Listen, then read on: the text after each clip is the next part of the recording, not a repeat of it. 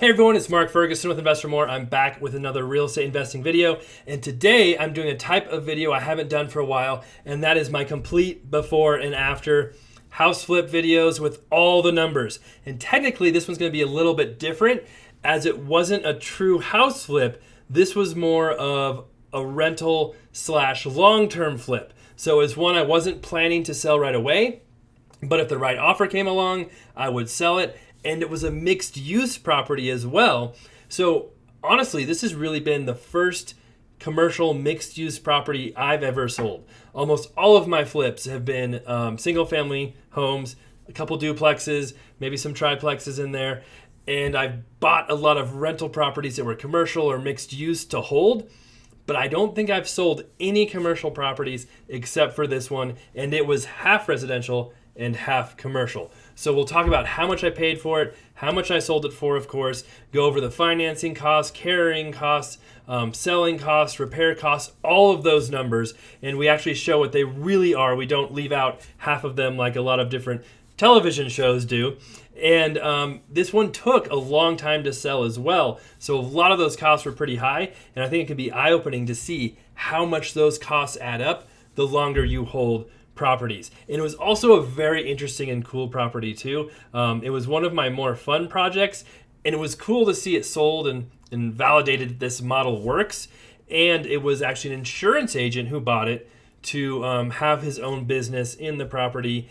And then I don't know if he's going to use the other side as rental income or live in there himself, but it was set up perfectly for either way. So we'll also show you the property, what it looked like when I first bought it, and what it looked like after I fixed it up as well, so you can see the transformation and where we spent all this money for this property.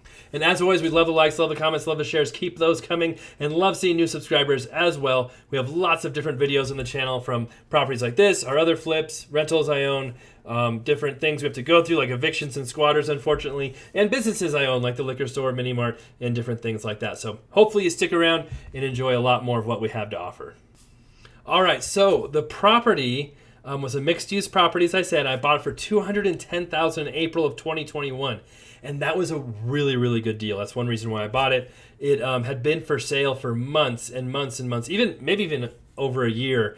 And I think when I made that first offer, they were asking $285,000 for it. I made an offer on it. They came back and said, "Sorry, that's too low. We're not interested in that, but thank you very much." I thought, okay, that's fine. I waited around a couple of months. It went under contract, fell apart, and they came back to me and said, "Hey, is that offer still good?" I said, "Yep." They said, "Okay, we'll take that low offer now." And this is in 2021 when the market was absolutely crazy, especially in Colorado where we were at. And a lot of people will say, "Oh, you can't get good deals. You had to pay over market. There's no way to buy real estate investments." And that's not true. There were properties out there. There were good deals. But sometimes you have to be a little creative and buy properties that maybe are different, like this mixed-use property. And I ended up selling it for $425,000 in October of 2022, and we had it for sale for a little while.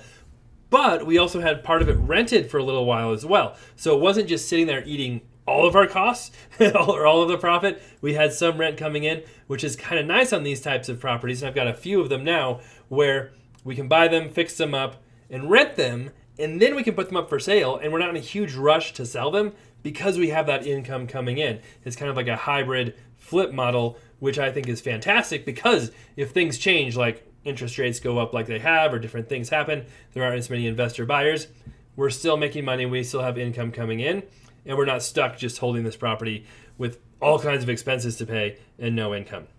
Now, I definitely did not make $200,000 in profit on this property. I know most people don't try and pull that little trick anymore with just the sales versus buy price, but you still see some real fibbing in the numbers on how much people make. And I like to go through exactly what we paid, what our expenses are, and put all of them in there. The real estate costs, commissions, all of that, not just the repairs, and forget about all the other stuff. So we'll show you all that as well too. This is what the property looked like when I first bought it, and it was really ugly. And it was vacant. So when you're buying a property like this is the residential side. You can see it has a big 3-car garage in the back as well. On the right side where the sign is, that's the commercial side. It can be a lot more difficult to finance these properties, and there can be a lot fewer buyers because there's a lot of buyers who want either a house or maybe they want a business. There aren't as many who want both in one property. But that can also provide opportunity as well. As you can see, I bought this property for $210,000, and you know, in 2021 when I bought this, it was hard to find a 4-bedroom, 2-bath house for less than $400,000 in the area. And you can see it's also on a very busy highway. So obviously that's good for the commercial side of it, not as good for the residential side. But if you have an apartment like that, it's not a single family home, the busy streets won't hurt you nearly as much as, you know, it would if it was just a, you know, a single family home, obviously. Free advertising for the agent who sold it to me. As you can see, they had a giant sign. This whole lot right here goes with the property as well. And this was before I bought my store. And you can see over there was like a cooler, like you would see in a store, just sitting there in the lot. And I saw it one day, and the next day it was gone because someone picked it up. I have no idea if it worked or not. But after buying my store, I'm like, oh, man, I wish I would have known that was there. We could have used that cooler. Here's the back of the property. Again, there's the garage. You can see it hasn't been painted for a very, very long time. Here's the back of the house. And it had a number of additions over the years that we'll show you inside as well. Kind of an interesting property there. And the 3-car garage adds value as well, too. So when I first bought this property, I was thinking, okay, it's got the 3-car garage, which could go with the residential side or the commercial side, or you could even rent it on its own if you wanted to as well. It's got the residential side and it's got the commercial side. And I was thinking I could rent each side probably close for $1,500 a month. And depending on if the garage went with the residential side or not, the residential side had 3 bedrooms and 1 bath. And I might be able to rent this garage separately for $300 or $400 a month on top of that. And so kind of a best case scenario was it would rent for well more than $3,000 a month.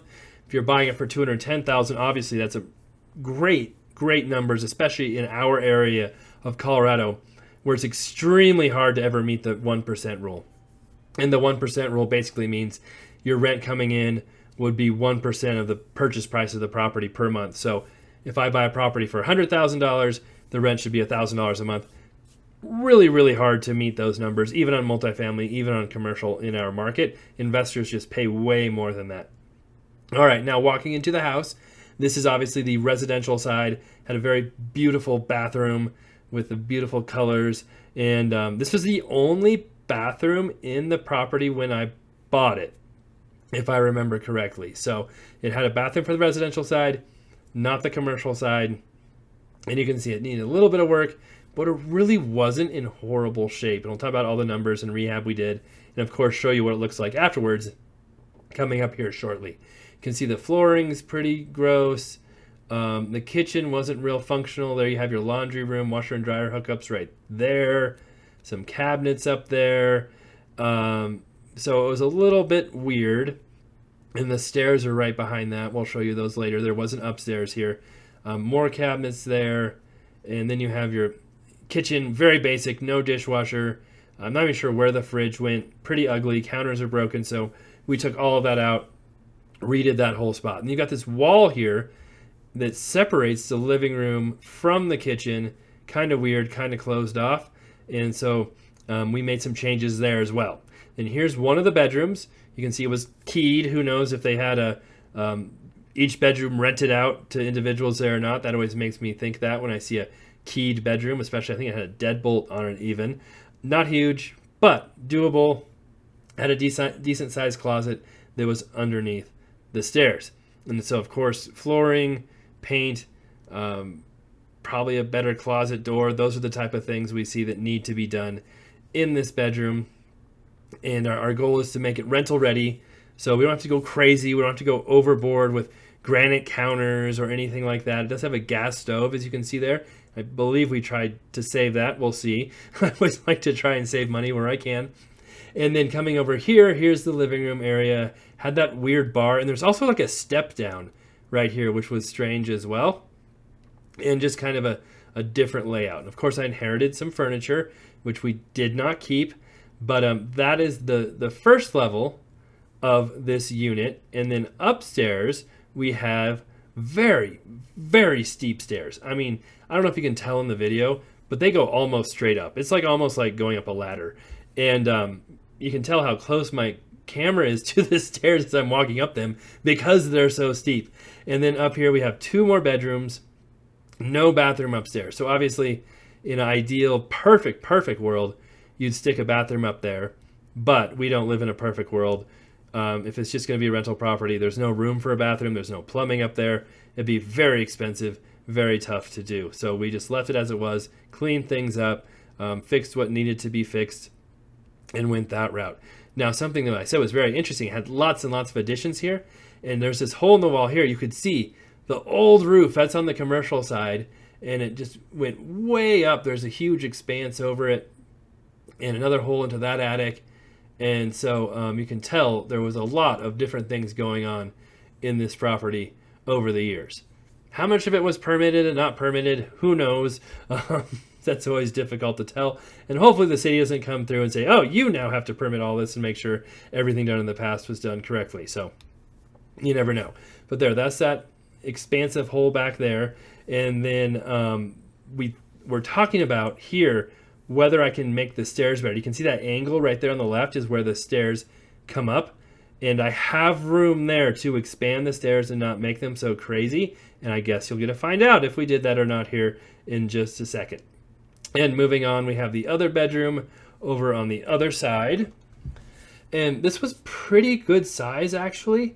It was probably, I don't know, 12 by 16 or 17. Big bedroom.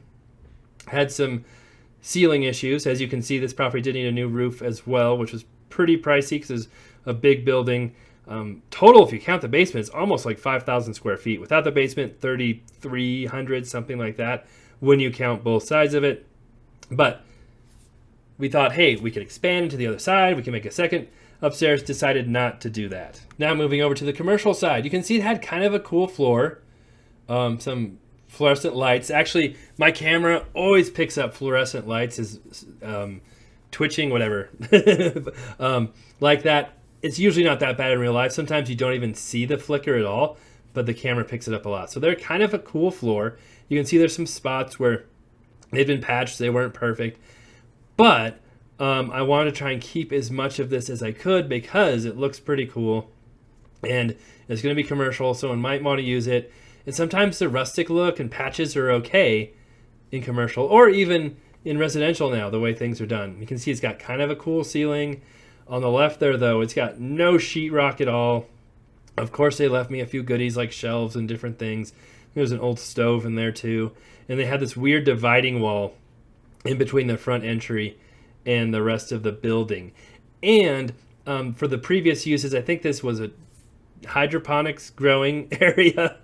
They grew pot marijuana the last time. It was a church before that. I'd heard it was a small market before that. It had all types of different uses. There's a stove they left me. And when I started looking at it too, because I'm like, oh, now I'm into, businesses and different things like that. Stove's worth a lot of money. The cord was destroyed. The back was falling apart. It was not in good shape. There was a reason why they left that stove there. So you can see, expansive, large commercial area. I think this was like 1,700 square feet total, but it needs some work. The walls weren't finished. You've got that back area. It was pretty much completely vacant.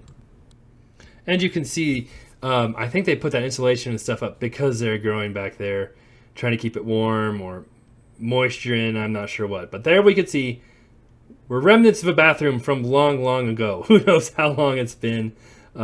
No longer there, but that would be part of our new plans as well for the property. And the wiring. The wiring had some crazy stuff going on, so we knew we would be spending some money there as well. Not just that wiring there, but the box looked okay, but he had some weird stuff going into it. Some of it had been done, some of it had not, just bare wires all over. And you do see that a lot with grow operations too, where they need a whole lot of power. And you hope they do it correctly. If they do it correctly, you can add a lot of value to a property with the right power setup. If they don't do it correctly, it can cost a whole lot of money to fix up. And then here is the basement, which was a perfect murder room, a huge murder room. In fact, again, you have the same very, very steep stairs. And there were some lights down here that worked once in a while, didn't work other times. But actually, when I came down here, I was pleasantly surprised with how clean it was down there. And I think they probably used this for their grow operation as well, because there wasn't a bunch of junk down there. There wasn't, cobwebs everywhere. Of course, there were some. Fairly clean. You can see at one time either it had been finished or they're going to finish it. I'm not sure on that aspect. And then, of course, there's always some weird stuff. I think that was an old coal drop from a long time ago. And the basement kept going and got bigger and bigger as well. And then sump pump, you can see right there, keeps going that way. And then it goes down that way too. So we're underneath the commercial area right here. And then if also went underneath the house too. And then they had some kind of weird giant fan down here to blow out the moisture or keep fresh air in there, something to do with the hydroponics thing. And you can see it was leaking too. And you can see the giant shadow from my old camera that is no longer with us because it got stolen, but it's okay. And then on the other side, you can see underneath the house itself, the other part of the basement, which is a little more dirty, not quite as nice as this part. And yeah, sorry for all the shadows and crazy stuff, but here you have your water heaters, your furnace, and then of course some a little more water leaking in. A little more different basement, but again, pretty decent for a basement. Lots of storage room, so this would add value too to somebody wanting to rent or buy it. But you probably wouldn't count this as square footage if you were renting it, since a lot of times commercial properties are leased based on square footage. It would just kind of be like bonus storage space. Now we can see what it looks like after we were done, and this took a few months at least, maybe a little longer. And you can see we painted the outside. I don't know if we had done the roof yet. That took us a while, but we had to have the roof done. Obviously, there are some leaks upstairs and different issues there. But we painted. We replaced some windows, but I don't think we had to replace all of them. We didn't do anything crazy. And, did a little bit of yard work, not much. We had the air conditioner right there, as you can see. Had to do some HVAC work. And then inside is where it looks a lot different, at least on the residential side. The commercial side isn't crazy different, but the inside of the residential definitely is a huge improvement over what it was before. So I know we walked in the back door before, now we're walking in the front door. But as you can see, all new flooring, paint. We took out that wall, and those weird cabinets really opened it up. So that made a huge difference. We redid the whole kitchen. And if you can see too, we made the stairs way, way better. We redid almost all of those stairs. They're not quite as steep, not quite as crazy as they were before. And that's what they looked like before, the craziness. So that got way better. And then we closed off the commercial area, as you can see too. We took out the door because we're planning to rent this side of it, maybe the commercial side, and assumed they'd be separate. If someone really wanted both sides, we could put a door back in, but we didn't have a door between the two anymore. We did put a fridge in here, which we normally don't, because it's going to be a rental. We were planning to rent it, so we put a fridge in. If we're just straight flipping a house, we usually don't put fridges in them. The buyers will usually buy those on their own. And so you have kitchen that's new. Laundry is still right next to there, but now it's much more usable. It doesn't take up the whole wall. And we've got this bedroom. Yes, we do use carpet in bedrooms usually. We're in Colorado. It's pretty cold. People tend to like carpet in at least the bedrooms, even if it's not in the other areas. Paint. Maybe we didn't do much with the doors there. And then you can see, did we do a different door there? I can't remember. I don't see the giant deadbolt on it this time. Maybe we just changed out the door handle. And the bathroom too here, didn't have to go too crazy. You can see we left the counter, left the cabinet. They were in decent shape. We did paint, got a new mirror, cleaned up the tub, as you can see, but we didn't have to go crazy on the bathroom. Again, a lot of times remodeling, fixing up places is not always about redoing everything and making it perfect, but doing what you can to make it rent or sell and not going crazy with everything else, because that can just be incredibly expensive. All right, there's the living room again. As I said, very different from what it was before. And then as we head upstairs, you don't have to duck or climb up the stairs like you're climbing a mountain. You can just walk up them normally, which is nice.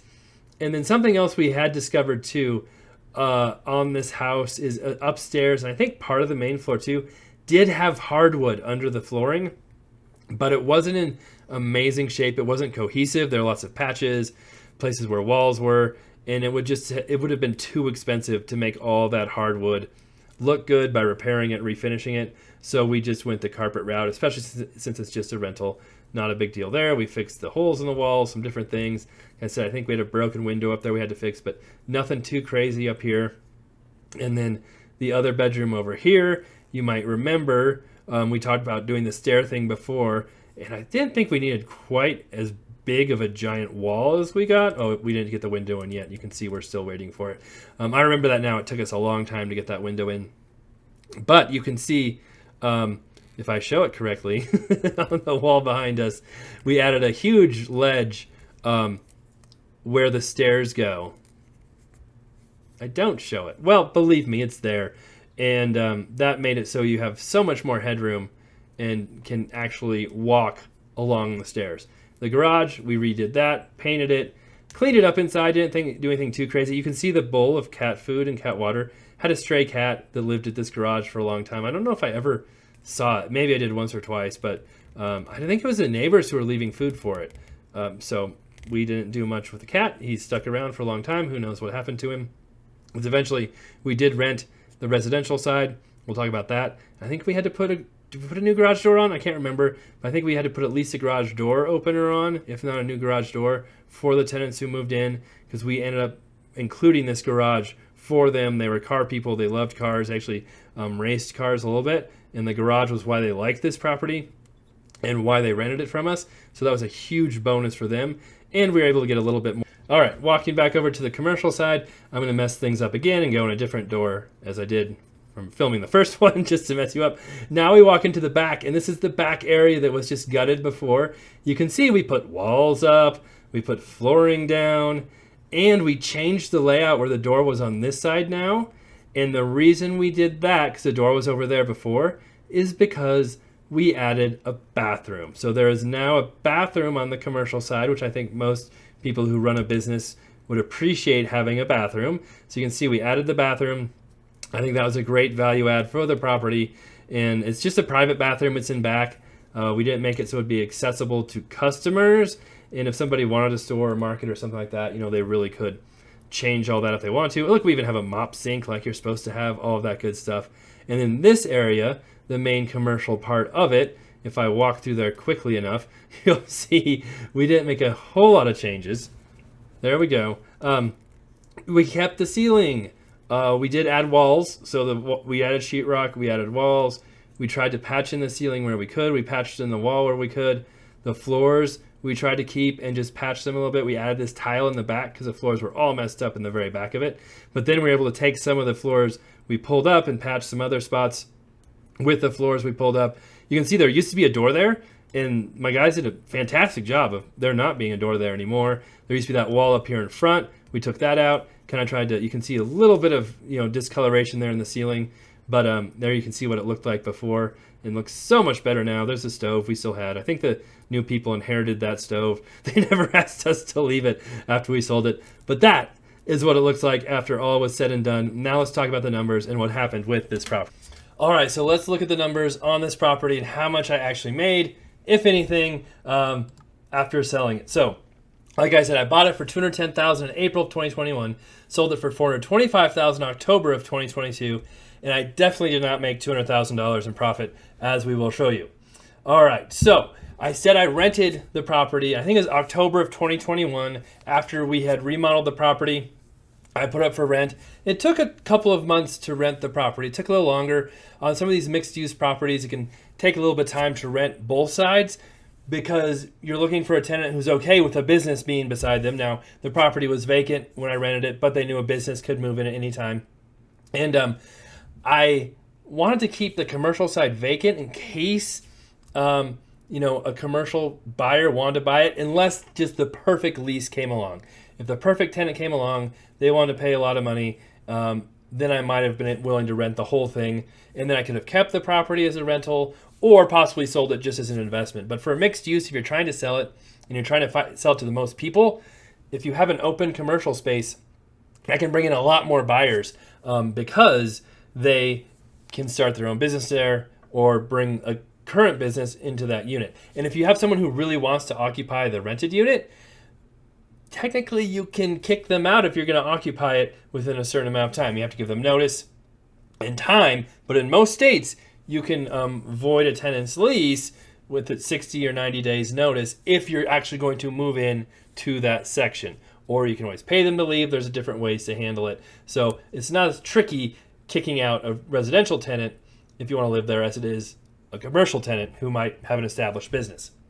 So that lease, we rented for $1,600 a month, and that included the garage back. And so over the next year, we actually brought in almost $20,000 in rent, not quite. And then they paid half the utilities in the property. It wasn't metered separately. It's kind of hard to separate all of that, but we told them they'd pay half, and technically, them paying half is actually less than probably their share because the other side was vacant. They weren't using electricity, minimal heat being used there, minimal water being used there. So if they're paying half, they're actually getting a pretty good deal than if the other side had been rented and had more utility usage. All right, financing costs. Now, a lot of people go crazy when they see my financing costs and how much they are, but you have to remember, when I have 10, 15, sometimes 20 flips going at once, I have multiple commercial properties, residential properties that I'm buying as rentals, fixing them up. It takes a whole lot of cash, and there's no way I could do as much as I do if I used all cash and did not use financing. And the types of properties I buy too, a lot of times I have to use cash-like financing, which is private money, maybe hard money, but I prefer private money because there's no appraisal, there's no inspection. I can do an inspection if I want, but I usually don't get one done. And I can close right away. So on a deal like this, that's one reason why I got it for $210,000. I can go in there and say, hey, I'm paying cash, although I might use a private loan. There's no loan contingencies. There's no appraisal. I can say no inspection. I have a lot better chance of getting that $210,000 offer accepted than if I came in with an appraisal contingency, a loan contingency, all those things, and the sellers know, hey, this property needs some work. It's got some problems. There's a good chance this contract won't go through if it has financing. So yes, my financing is expensive, but also has major advantages as well. And so I believe it was a 10% loan that I got on this property plus 2 points. So I paid 4,200 points at closing, $4,200 in points, not 4,200 points. That would be crazy. And then I paid 10% in interest over that whole time. So my payment was $1,750 a month. It's 100% financing, so I didn't have to bring anything down. I did pay for repairs and other costs out of pocket. $31,000 in interest payments over that 18 months. But like I said, I had some rent coming in which offset that, and $36,700 in financing costs on this property. Now, carrying costs, a lot of people forget these when they're doing shows or videos or whatever. They're the less sexy costs in a flip. Utilities, right? The whole time I own the property, I'm paying utilities, and they're about $300 a month on this property. I took off $2,000 for the tenant's contribution. Like I said, they paid half for about a year of me owning this property. But again, technically I was still paying probably more than my fair share, but I was okay with it. That was just part of the deal and how we had it done. Property taxes were $2,200 a year, or about $3,300 total. Maintenance, not a lot. There wasn't a lot of snow removal to be done there because there's not really a sidewalk right in front of the property. We didn't really need to plow the lot or anything because no one was using it. When the tenant was in the property, they took care of their own snow removal, their own lawn care, mowing their side of the lawn and different things like that. So there's a little bit of maintenance while I was fixing it up, but not a lot on this one. Our single family properties actually have more maintenance items like snow removal, mowing the lawn, things like that than this property had. And then insurance, about $5,000 over the time I had it. Insurance on mixed use can be more expensive. Commercial can be more expensive. And it was a big property too. It was a large property, so the replacement cost is higher, which means your insurance is usually higher. So total for that, $14,300 in those costs. And I sold it for $425,000. So that contributes to how much your selling costs will be. Because I am a real estate agent. I'm a broker. I can list properties myself. Technically, usually I have Justin in my office list properties, and he puts his name on it and is fine with it because he gets some leads. He doesn't have to do much work, and just talks to a few buyer's agents once and again. I go to closing. I do talk to the title company. I do all that work myself because it's pretty simple and easy. But I still have to pay another buyer agent on almost all the deals I sell. And so I did have another agent I had to pay, which was $12,750 the commission on that, $1,500 or so for title work, $500 in closing fees. And then on this deal, the buyer asked for $5,000 in concessions to help pay for their closing costs. So I gave them $5,000 credit at closing. That helped them pay some of their, maybe appraisal, maybe some of the points, who knows what they had for their loan, prepaid items, things like that. That reduced their closing costs. That reduced how much cash they had to bring to closing.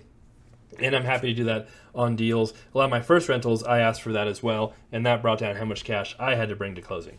So total for all that was $19,750. And the repair costs, these are the ones that add up to a lot.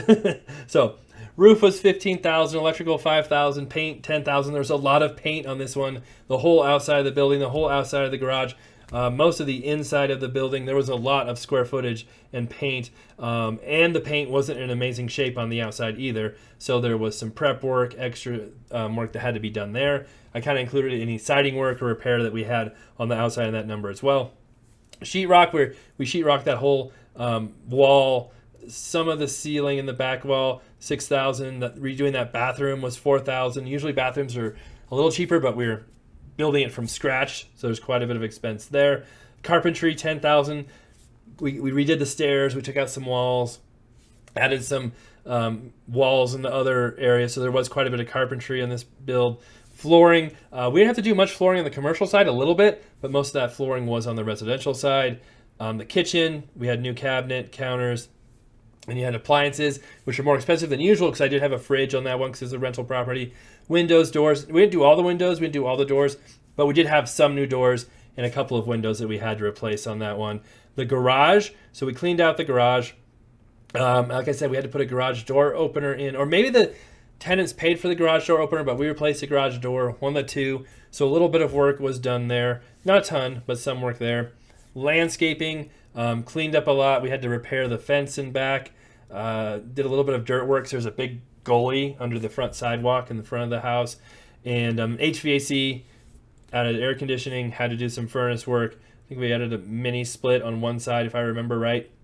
And then just miscellaneous stuff, outlets, vents, random stuff that adds up over time. I'm not going to list all those out separately. But we ended up paying almost $75,000 in repairs on this property. Even though it didn't seem like a crazy remodel, looking through it, it was just big, right? And when we have big properties, they're often more expensive. And there's a lot of different stuff we had to do too. So it did add up over time. Total costs. So selling costs, $19,750. Financing costs, $36,000 some. Carrying costs over $14,000. Repair costs, almost $74,000. We had $145,000 in costs on this property while owning it for 18 months. Obviously, the longer you own it, the more your costs go up. But we also had rent coming in to help offset some of those. So now that big, $200,000 profit margin doesn't seem quite as high. But I didn't add in all of that for our profit figure yet. So I bought it for $210, sold for $425. Our costs were $145,160, but I got that rent back, and $19,000 back in rent, which is nice. And I made a commission when I bought it because I'm an agent. I represented myself, so I had that commission coming back. So overall, we made about $95,000 on this property after you figure everything out. So it worked out pretty good. It was a pretty fun property. It was a neat property. It was nice to see the concept work in real life too. I bought a lot of mixed-use properties, a lot of commercial properties that I've kept as rentals, and I say, hey, I think they're worth this, I think they're worth that. But it's a lot different selling commercial properties or mixed-use properties than it is selling residential properties because there's just so few comps and so few sales out there. It's difficult to know how accurate your price will be, how long it'll take to sell. So it was nice to be able to sell this. Like I said, I sold it to an insurance agent who's the owner occupying one part of it. I've driven by the property a couple of times. He put some gravel on the lot, put his sign up. I think he's even put some walls up inside of his space over there too. So kind of cool to see him having a new workspace. And it's right on the highway. Great location as well for someone looking for some exposure. And we did have a couple people who talked about renting that space while I had it empty and the other side was rented, but nothing came through. You do get quite a few looky-loos on commercial who are thinking about starting a business or want to start a business and then realize how expensive it is and don't ever pull the trigger. So never count your eggs when you're on a commercial lease until it's signed and until you get that money. But like I said, cool property, fun project, nice to see what we sold it for. If I hadn't sold it for $400 or more, I probably would have just kept it, worked on leasing that commercial side a little harder, and had a long-term rental property. As it is, I got quite a bit of cash back on the sale, was able to take that money, reinvest in other projects, and keep buying more stuff and doing more projects like this. All right, that's the video. Hope you guys enjoy it. Let me know if you like this format, if you like the numbers and seeing all of that. I know they can be longer, but there's a lot to talk about on the whole process of buying, selling, and getting this property rented, especially with a mixed-use property. All right, love the likes, love the shares, love the comments, love seeing you subscribers as well, and I'll be back soon with a lot more videos.